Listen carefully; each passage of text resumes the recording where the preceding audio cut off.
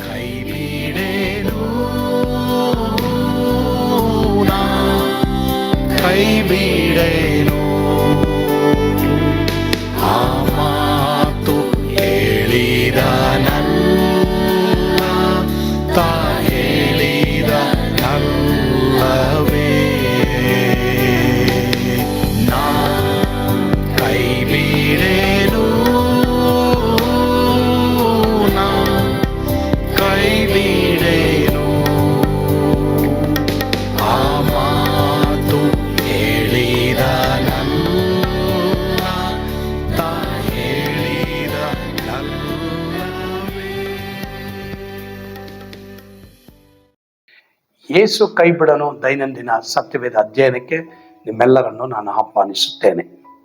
ಇಂದು ಈ ಲಾಬಾನ ಯಾಕೋಬ ಇವರ ಮಧ್ಯದಲ್ಲಿ ಇದ್ದಂಥ ಕೆಲವು ಸಮಸ್ಯೆಗಳ ಕುರಿತು ನಾವು ಇವತ್ತು ಧ್ಯಾನ ಮಾಡೋಣ. ಅದರಿಂದ ದೇವರು ನಮ್ಗೇನು ಪಾಠ ಕಲಿಸ್ತಾರೆ ಅನ್ನೋದನ್ನ ನಾವು ಕಲಿಯೋಣ.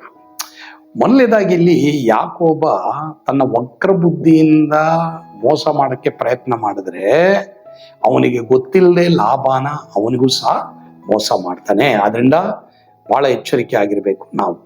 ಈಗ ಆದಿಕಾಂಡ 32ನೇ ಅಧ್ಯಾಯದಲ್ಲಿ 20 ವರ್ಷಗಳಿಂದಲೂ 20 ವರ್ಷ ಇವನು ಮೋಸ ಆಗುತ್ತೆ. 20 ವರ್ಷದ ಹಿಂದೆ ಇವನಿಗೆ ಮೋಸ ಆಗಿರುತ್ತೆ. ಆಗ ದೇವದೂತ ಬಂದು ಅವನನ್ನು ಸಂಧಿಸ್ತಾನೆ. ಮಾತ್ರವಲ್ಲದೆ ಯಾಕೋಬನ ಈ ರೀತಿ ಮಾಡಿದ್ರಿಂದ ಎಲ್ಲಾ ಲೋಕದ ಜನರು ಅವನನ್ನ ದೂರ ಹಾಕಿರ್ಬೋದು, ಆದ್ರೆ ದೇವರು ಅವನನ್ನ ಮಾತ್ರವೇ ದೂರ ಹಾಕಿಲ್ಲ ಅನ್ನೋದು 2ನೇ ಪಾಠ. ಪ್ರಿಯ ದೇವರ ಮಕ್ಕಳ, ಇವತ್ತು ನೀವು ತಪ್ಪು ಮಾಡಿ ಎಲ್ಲಾರ್ಗೂ ಬೇಡವಾದವರಾಗಿರ್ಬೋದು, ನಿಜನೇ, ತಗ್ಗಿಸ್ಕೊಳ್ಳಿ, ಅವ್ರನ್ನ ದ್ವೇಷ ಮಾಡ್ಬೇಡಿ. ನಾನು ತಪ್ಪು ಮಾಡಿದೆ ದೇವರೇ, ಆದ್ರೆ ನೀವು ದೇವರಿಗೆ ದೂರ ಆಗಿಲ್ಲ. ನೋಡಿ, ಇಲ್ಲಿ ಯಾಕೊಬ್ಬ ದೇವರಿಗೆ ದೂರ ಆಗಿಲ್ಲ. ಅದರಂತ ತಪ್ಪು ಮಾಡಕ್ಕೆ ದೇವರು ಲೈಸೆನ್ಸ್ ಕೊಡ್ತಾ ಇಲ್ಲ, ಪಶ್ಚಾತ್ತಾಪ ಪಡಬೇಕು. ಸರಿ, ನೆಕ್ಸ್ಟ್ ಇದಕ್ಕೆ ಇನ್ನೊಂದು ಅರ್ಥ ಸಂದೇಶ ಏನು? ನಾವು ಮಾಡಿದಂತ ಅನೇಕ ತಪ್ಪುಗಳ ನಡುವೆಯೂ ದೇವರು ತನ್ನ ಪ್ರೀತಿಯನ್ನು ನಮ್ಮ ಮೇಲೆ ಇಟ್ಟಿದ್ದಾನೆ ಎಂಬುದಕ್ಕೆ ಗುರುತು. ದೇವರು ನಮ್ಮೊಂದಿಗೆ ತನ್ನ ಸೇವಕರುಗಳ ಮೂಲಕ ಮಾತನಾಡುವಂಥದ್ದು ಪ್ರೀತಿಯಿಂದ, ಮಗನೇ ಮಗಳೇ ಬೇಡ, ಅದು ಮಾಡಬೇಡ, ಅದು ತಪ್ಪು ಅಂತ ನಮ್ಮನ್ನು ಕರೀತಾ ಇದ್ದಾರೆ. ಯಾಕೆಂದ್ರೆ ಇದು ಕೃಪೆ ಕಾಲ. ಒಂದು ವೇಳೆ ಯಾವುದಾದ್ರೂ ತಪ್ಪು ನಿನ್ನಲ್ಲಿ ಇದೆಯಾ, ಅದನ್ನು ಬಿಟ್ಬಿಡು. ನೆಕ್ಸ್ಟ್ ಇನ್ನೊಂದು ಪಾಠ. ಈಗ ಏಸಾವನಿಂದ ತಪ್ಪಿಸಿಕೊಳ್ಳುವುದಕ್ಕಾಗಿ ಯಾಕೋಬನು ತನ್ನ ಹೆಂಡತಿಯರನ್ನ ಮುಂದೆ ಬಿಡ್ತಾನೆ. ರಾಹೇಲನ್ನ ಮಾತ್ರವೇ ತನ್ನ ಹತ್ರ ಇಟ್ಕೊಳ್ತಾನೆ. ಇಲ್ಲಿ ಯಾಕೋಬ ಸ್ವಾರ್ಥತೆ ಉಳ್ಳವನಾಗಿರ್ತಾನೆ. ಬೇರೆಯವರು ಸಾಯಲಿ, ಆದ್ರೆ ನನ್ನ ಪ್ರಿಯಳು ಮಾತ್ರ ಇರಲಿ ಅನ್ನೋದು ಇವಂದು ಸ್ವಾರ್ಥತೆ. ನೋಡಿ, ನಮ್ಮಲ್ಲಿ ಸ್ವಾರ್ಥತೆ ಇರಬಾರ್ದು. ಬೇರೆಯವ್ರು ಹೆಂಗಾರ ಆಗಿ ಹೋಗ್ಲಿ, ನಾನು ಮಾತ್ರ ಚೆನ್ನಾಗಿದ್ರೆ ಸಾಕನ್ನೋರು ಎಷ್ಟೋ ಜನ ಇವತ್ತು ಕೆಲಸದಲ್ಲೂ ಇದ್ದಾರೆ, ಹಂಗೆ ತಗೊಳ್ಳಿ, ಸೇವೆಯಲ್ಲೂ ಇದ್ದಾರೆ. ಹಂಗಿರಬಾರ್ದು. ಬೇರೆಯವರು ನನ್ನ ಮೂಲಕ ಚೆನ್ನಾಗಾಗ್ಲಿ ಅನ್ನೋದೇ ನಮ್ಮಲ್ಲಿರ್ಬೇಕಾದಂತ ಬುದ್ಧಿ. 32-33ನೇ ವಚನದಲ್ಲಿ ನಾವು ಇನ್ನೊಂದು ಪಾಠ ಕಲಿತೀವಿ. ದೇವರು ಇಲ್ಲಿ ಯಾಕೋಬನನ್ನ ಮುರಿಯುವುದಕ್ಕಾಗಿ ಅವನ ತೊಡೆಯನ್ನ ಮುಟ್ಟುತ್ತಾರೆ, ಕೀಲನ್ನ ಮುಟ್ತಾರೆ. ನಾವು ಆತನಿಗಾಗಿ ಏನಾದ್ರೂ ಮಾಡಬೇಕಾದಲ್ಲಿ ನಾವು ಮುರಿಯಲ್ಪಟ್ರೆ ಮಾತ್ರನೇ ದೇವರು ನಮ್ಮನ್ನು ಉಪೇಕ್ಷಿಸೋದು, ಇಲ್ಲದೆ ಹೋದ್ರೆ ನಮ್ಮನ್ನ ಉಪೇಕ್ಷಿಸೋದು. ಸರಿ, ಈಗ ನೆಕ್ಸ್ಟ್ ಇನ್ನೊಂದು ಪಾಠ. ಇಲ್ಲಿ 60-70 ವರ್ಷದ ನಂತರವೇ ಅವನಿಗೆ ಇಸ್ರಾಯೇಲ್ ಎಂಬುದಾಗಿ ದೇವರ ಹೆಸರಿಡ್ತಾರೆ. ಈಗ ದೇವರು ಅವನಿಗೆ ಹೇಳ್ತಾರೆ, ನಾನ್ ನಿನ್ನನ್ನ ಬಿಟ್ಟು ಹೋಗ್ತೀನಪ್ಪ, ನಿನ್ಗೆ ಇಸ್ರಾಯೇಲ್ ಅಂತ ಹೆಸರು ಕೊಡ್ತೀನಿ, ಈಗ ನಾನು ನಿನ್ನನ್ನ ಬಿಟ್ಟು ಹೋಗ್ತೀನಿ, ನೀನ್ ಅವಾಗ ಸರಿ ಆಗ್ತೀಯ. ಆದ್ರೆ ಇಲ್ಲಿ ಯಾಕೋಬನು, ನೀನ್ ನನ್ನನ್ನು ಆಶೀರ್ವದಿಸಿದ ಹೊರತು ನಾನು ನಿನ್ನನ್ನು ಬಿಡಲ್ಲ ಅಂತ ದೇವರ ಮುಂದೆ ಹೇಳಿ ದೇವರನ್ನ ಗಟ್ಟಿ ಆಗಿಟ್ಕೊಳ್ತಾನೆ. ಪ್ರಿಯ ದೇವರ ಮಕ್ಕಳೇ, 20 ವರ್ಷನೂ ಇವನಿಗೆ ಏನೆಲ್ಲ ಸಿಕ್ಕಿದ್ರು ಸಹ ಇವನಿಗೆ ಸಮಾಧಾನ ಇಲ್ಲ. ಯಾಕೆ ಗೊತ್ತಾ? ದೇವರಿಲ್ಲ. ಪ್ರಿಯ ದೇವರ ಮಕ್ಕಳೇ, ಒಂದು ವೇಳೆ ನಿಮ್ಮ ಜೀವಮಾನದಲ್ಲಿ ಎಲ್ಲ ಇದ್ದು ದೇವರಿಲ್ಲ ಅಂದ್ರೆ ಪ್ರಯೋಜನ ಇಲ್ಲ. ಹಾಗಾದ್ರೆ ಈಗಲೇ ಈ ಸಂದೇಶದ ಮೂಲಕವಾಗಿ ದೇವರೇ ನನಗೆ ನೀನ್ ಬೇಕು ಅಂತ ಓಡ್ ಬನ್ರಿ. ದೇವರು ಖಂಡಿತವಾಗಿ ತನ್ನನ್ನೇ ನಿಮಗೆ ಒಪ್ಪಿಸಿಕೊಡ್ತಾರೆ. ದೇವರಿದ್ರೆ ಎಲ್ಲ ಇದ್ದಂಗೆ. ಈಗ ಆದಿಕಾಂಡ 31-8ನೇ ವಚನ ನೋಡ್ರಿ. ರಾಹೇಳು ತಾನು ಮಕ್ಕಳನ್ನ ಹೇರದೆ ಇರುವುದನ್ನ ನೋಡಿ ತನ್ನ ಅಕ್ಕನ ಮೇಲೆ ಹೊಟ್ಟೆ ಕಿಚ್ಚುಪಟ್ಟು ಯಾಕೋಬನಿಗೆ ನನಗೆ ಮಕ್ಕಳನ್ನು ಕೊಡು, ಇಲ್ಲದಿದ್ರೆ ಸಾಯುವೆನು ಅಂತ ಹೇಳ್ತಾಳೆ. ಅವನು ಆಕೆಯ ಮೇಲೆ ಕೋಪಗೊಂಡು, ದೇವರು ನಿನಗೆ ಮಕ್ಕಳನ್ನು ಕೊಡದೆ ಹೋದ ಮೇಲೆ ಕೊಡಲಿಕ್ಕೆ ನನ್ನಿಂದಾದೀತು ಅಂದನು. ಅದಕ್ಕೆ ಆಕೆಯು, ನನ್ನ ದಾಸಿಯಾದ ಬಿಲ್ಲ ಇದ್ದಾಳಲ್ಲ, ಅವಳನ್ನು ಕೂಡು, ಅವಳು ಬಸುರಾದರೆ ನನ್ನ ತೊಡೆಯ ಮೇಲೆ ಹರಿಸುವೆನು, ಹಾಗೆ ನನಗೂ ಸಂತಾನವಾಗುವುದು ಎಂದು ಹೇಳಿ ಅವನಿಗೆ ತನ್ನ ದಾಸಿಯಾದ ಬಿಳ್ಳನನ್ನ ಹೆಂಡತಿಯಾಗುವುದಕ್ಕೆ ಒಪ್ಪಿಸಿಕೊಡ್ತಾನೆ. ಅವನು ಅವಳನ್ನ ಕೂಡಲು ಬಿಲ್ಲಳು ಗರ್ಭಿಣಿಯಾಗಿ ಗಂಡು ಮಗುವನ್ನು ಹೆರಳು.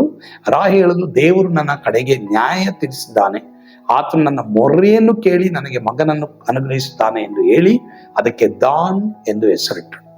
ರಾಹೇಲಳ ದಾಸಿಯಾದ ಬಿಳ್ಳಲು ತಿರುಗಿ ಬಸುರಾಗಿ ಯಾಕೋಬನಿಗೆ ಎರಡನೆಯ ಗಂಡು ಮಗುವನ್ನು ಹೆರಳು. ರಾಹೇಲಳು, ನನ್ನ ಅಕ್ಕನ ಸಂಗಡ ಬಲವಾಗಿ ಹೋರಾಡಿ ಗೆದ್ದಿದ್ದೇನೆ ಎಂದು ಹೇಳಿ ಅದಕ್ಕೆ ನಫ್ತಾಲಿ ಎಂದು ಹೆಸರು ಇಟ್ಟಳು.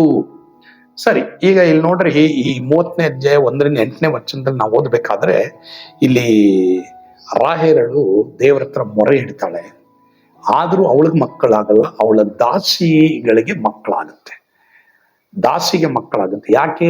ಯಾಕೆ ಅಂತಂದ್ರೆ ಅವಳು ಪ್ರಾರ್ಥನೆ ಮಾಡಿದ್ರು ಒಳ್ಳೆ ಹೃದಯದಿಂದ ಪ್ರಾರ್ಥನೆ ಮಾಡಿಲ್ಲ. ಅಲ್ಲೇನು ಹೇಳ್ತಾವಳೆ? ನನ್ನ ಅಕ್ಕನ ಸಂಗಡ ಬಲವಾಗಿ ಹೋರಾಡಿ ಗೆದ್ದಿದ್ದೇನೆ. ಪ್ರಿಯರೇ, ಯಾರ ಹತ್ರನೂ ನೀವು ಹೋರಾಡಿ ಗೆಲ್ಲಕ್ಕಾಗಲ್ಲ. ಒಳ್ಳೆ ಹೃದಯ ಇಟ್ಕೊಂಡು ಪ್ರೀತಿಯ ಹೃದಯದಿಂದ ನೀವು ಪ್ರಾರ್ಥನೆ ಮಾಡ್ರಿ, ಆವಾಗಲೇ ನೀವು ಗೆದ್ದಂಗೆ, ಇಲ್ಲದೆ ಹೋದ್ರೆ ಸೋತಂಗೆ. ಸೊ ಇಲ್ಲಿ ದೇವರು ರಾಯರಿಗೆ ಮಕ್ಕಳು ಕೊಟ್ಟಿಲ್ಲ. ಯಾಕೆ ಗೊತ್ತಾ? ದಾಸಿಗೆ ಮಕ್ಕಳು ಕೊಟ್ರೆ. ಯಾಕಂದ್ರೆ ಇವಳು ಪ್ರಾರ್ಥನೆ ಸ್ವಾರ್ಥದ ಪ್ರಾರ್ಥನೆ ಆಗಿತ್ತು, ಹೊಟ್ಟೆ ಕಿಚ್ಚಿನ ಪ್ರಾರ್ಥನೆ ಆಗಿತ್ತು. ಇವತ್ತು ಯಾರ ಮೇಲಾದ್ರೂ ಹೊಟ್ಟೆ ಕಿಚ್ಚಿದೆಯಾ, ಸ್ವಾರ್ಥತೆ ಇದೆಯಾ? ಯಾರ ಮೇಲಾದ್ರೂ ಹೋರಾಡ್ತಾ ಇದ್ದೀರಾ? ಮನುಷ್ಯರೊಂದಿಗೆ ಹೋರಾಡಿದ್ರೆ ಸೈತಾನೊಂದಿಗೆ ಹೋರಾಡಕ್ಕಾಗಲ್ಲ. ಅದರಿಂದ ಪ್ರಿಯ ದೇವರ ಮಕ್ಕಳೇ, ಈಗ ದೇವ್ರ ಹತ್ರ, ಸ್ವಾಮಿ ಇವ್ರ ಮೇಲೆ ನನಗೆ ಆಗ್ತಾ ಇಲ್ಲ, ಇವ್ರ ಮೇಲೆ ನನಗೆ ಹೊಟ್ಟೆ ಕಿಚ್ಚಿದೆ, ನನಗೆ ಮನಸ್ಸಲ್ಲಿ ಸಮಾಧಾನ ಇಲ್ಲ, ನನಗೆ ಅವ್ರ ಮೇಲೆ ಪ್ರೀತಿ ಕೊಡೋ ದೇವ್ರೆ ಅಂತ ಕೇಳಿ, ಆಗ ನಿಮ್ಮ ಆಶೀರ್ವಾದ ನಿಮ್ಮನ್ನು ಹುಡುಕಿಕೊಂಡು ಬರುತ್ತೆ. ಕರ್ತನು ಹಾಗೇ ಮಾಡ್ಲಿ. ಆಮೇಲೆ ಪರಮ ಪ್ರೀತಿಯುಳ್ಳ ತಂದೆ ಆದರೆ ಇವತ್ತು ದೇವರೇ, ಅನೇಕರಿಗೆ ಸೇವಕರಾದ ನಾವಿರ್ಬೋದು, ವಿಶ್ವಾಸಿಗಳಿರ್ಬೋದು, ಅಥವಾ ಕೆಲಸದಲ್ಲಿರ್ಬೋದು, ಎಂಪ್ಲಾಯೀಸ್ಗಳಿರ್ಬೋದು, ಯಾರೇ ಇರ್ಬೋದು, ತಂದೆ ಆದವ್ರ ಎಂಪ್ಲಾಯರ್ ಇರ್ಬೋದು, ದೇವರೇ ಯಾರಿಗೂ ಮೋಸ ಮಾಡದ ಹಾಗೆ ನಾವು ಸರಿಯಾದ ದೇವರೇ ಸ್ವಾಮಿ ರೀತಿಯಲ್ಲಿ ಎಲ್ಲರೊಂದಿಗೆ ಪ್ರೀತಿಯಿಂದ ವರ್ತಿಸುವ ಹಾಗೆ ನಮ್ಮೆಲ್ಲರೂ ಕೃಪೆ ಕೊಡು. ಯಾರ ಮೇಲೂ ನಾವು ಹೊಟ್ಟೆ ಕಿಚ್ಚು ಪಡದ ಹಾಗೆ ನಮಗೆ ಕೃಪೆ ಕೊಡಪ್ಪ. ಸ್ತುತಿ, ಘನ, ಮಾನ, ಮಹಿಮೆ ನೀವು ಒಬ್ಬರೇ ಹೊಂದಿಕೊಡ್ರಿ ಸ್ವಾಮಿ. ಯೇಸುವಿನ ಹೆಸರಿನಲ್ಲಿ ಪ್ರಾರ್ಥಿಸ್ತೇವೆ ದೇವರೇ, ಆಮೇನ್. ಕರ್ತನು ತಾನೇ ನಿಮ್ಮೆಲ್ಲರನ್ನ ಆಶೀರ್ವಾದ ಮಾಡಲಿ. ಸ್ವರ್ಗದ ಆನಂದ ನಿಮ್ಮೆಲ್ಲರನ್ನು ತುಂಬಿ ತುಳುಕಲಿ. Amen. God bless you.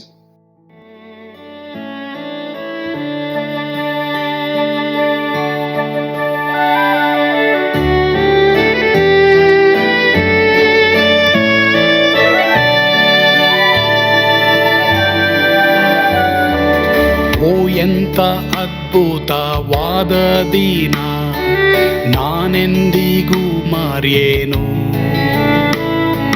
ಪಾಪಂಧಕಾರದೊಳ್ ಅಲೆದೇನ, ರಕ್ಷಕನ ಕಂಡೇನು. Komala ಕರುಣೆಯುಳ್ಳ Yesu N ಕೊರತೆ ನೀಗಿದ.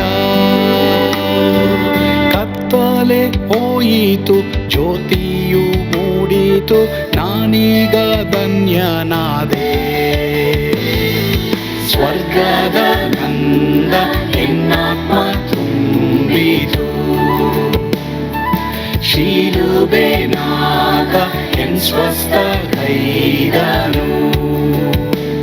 ಎನ್ ಪಾಪ ತೋಳೆದ, ಈರುಳ ದಿನಕ್ಕೆ ತಿರುಗಿದ. ಸ್ವರ್ಗದ ನಂದ ಎನ್ನಾತ್ಮ ತುಂಬಿತು.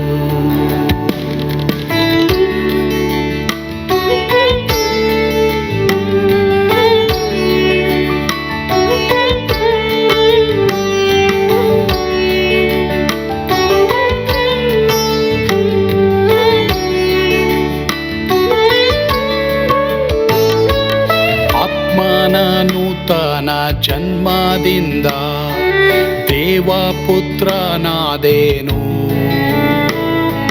ನೀತಿ ನಿರ್ಣಯವ ಹೊಂದಿದೇನು, ಭಾಗ್ಯವಂತನಾದೇನು.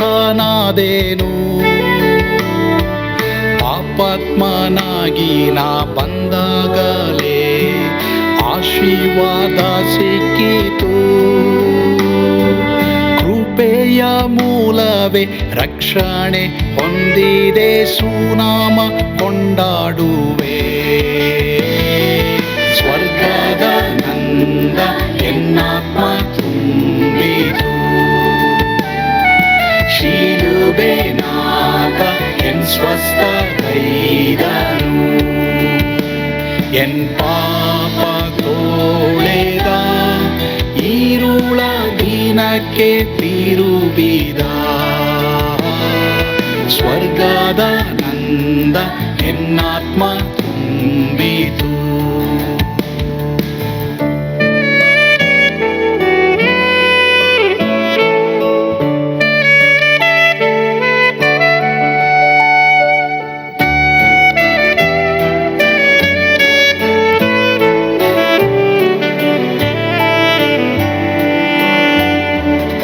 ಅನಂತ ನಿರೀಕ್ಷೆ ಏನಾಗಿದೆ, ಕಾಲವು ತೀರಲಾಗಿ. ಸ್ವರ್ಗದ ಭವ್ಯ ಬಿಡಾರದಲ್ಲಿ ನಿತ್ಯವಾಗಿ ಇರುವೆ. ಶಿಲುಬೆ ನನಗೆ ಆಶ್ರಯವೇ, ನಂಬಿಕೆಗಾಧಾರವೇ. ನಿತ್ಯ ಐಶ್ವರ್ಯವ ದಿವ್ಯಾಶೀರ್ವಾದವ ಕರ್ತ ಇವನೇ ನಗೆ.